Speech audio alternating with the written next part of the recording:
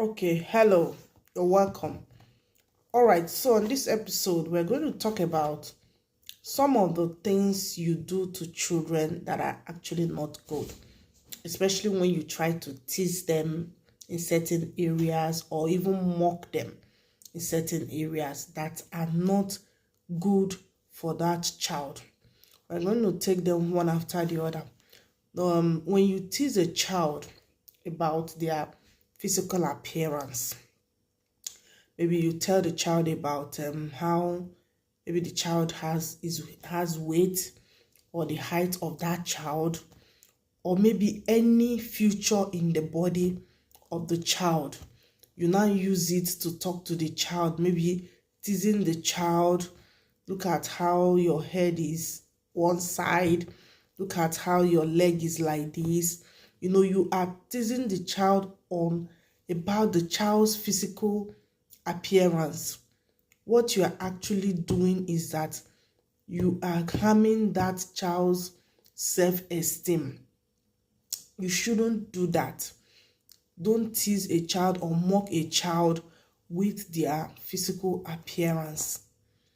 Another one you should not mock a child about is their academic performance. You need to understand that children vary in their academic strength. Everybody will not be the same thing when it comes to academics.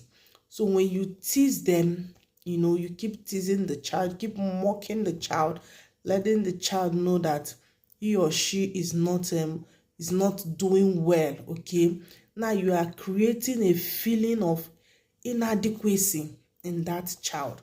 Now this child will begin to feel pressured, and fearful of failing.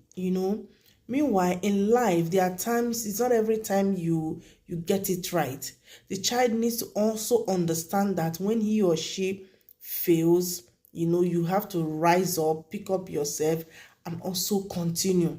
So don't mock their academic performance. Rather, try to help them to get better. Now, it could be the parent, it could even be anybody, because they are children, they are sensitive, they don't know anything. You are the one who is supposed to teach them. So it's not right for adults, to mock these children. Okay, another thing you should not mock about the children is their interest and their hobbies. Everybody has interest in a particular area. This is what I like to do.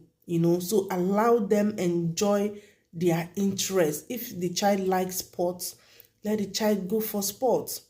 What that child puts interest, because when you begin to mock the child with what they are interested in, you will see that that child begins to give up on what he or she likes, and which is not good for that child. Another thing is their social skill. To allow them enjoy the social skill that they like. If you begin to mock them on their social skill, it can bring down their confidence level. you know Children also have their dreams and their aspirations. Sometimes you see certain people, they will begin to mock the dream that a child has, or the aspiration of that child.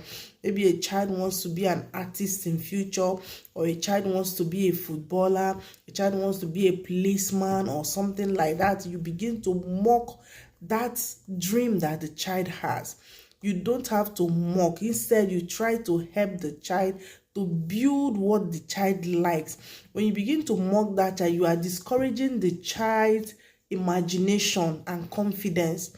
It's not healthy for the child. These things are a lot of things that a lot of adults do to children that you don't even know that you are not doing them good. You are harming that child indirectly, but you don't know.